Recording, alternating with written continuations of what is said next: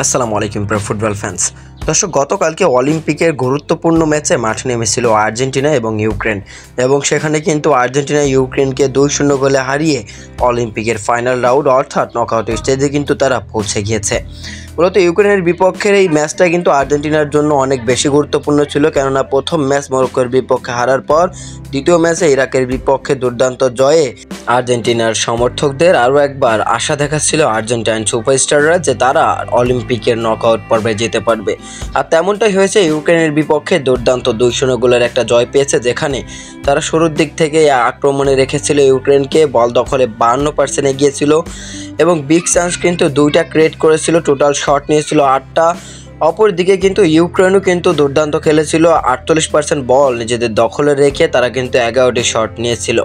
Argentine goalkeeper তিনি যেন Emiliano মার্টিনেজের ছায়া, কেননা এমিলিয়ানো মার্টিনেজের মতোই তিনি বেশ কয়েকটা গোল সেভ করেছে। 3টা গোল কিন্তু তিনি ইজি সেভ করে দিয়েছেন, যেখানে ইউক্রেনের গোলরক্ষকও কিন্তু দুর্দান্ত ছিল।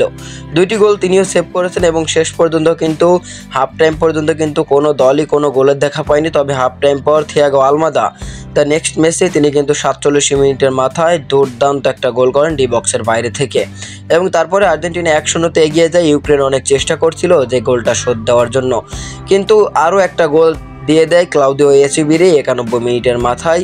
থিয়াগো আলমাদাকে উঠিয়ে এচিবিরিকে নামান মাস্টেরানো, এবং এই মাস্টেরানোর এই সাবস্টিটিউটটা আরও বেশি সফল হয়, কেননা মাত্র 11 মিনিটের মাথায় এচিবিরিও কিন্তু দুর্দান্ত একটা গোল করে আর্জেন্টিনার জয়ের সংখ্যাটা আরও একটু বাড়িয়ে নিল।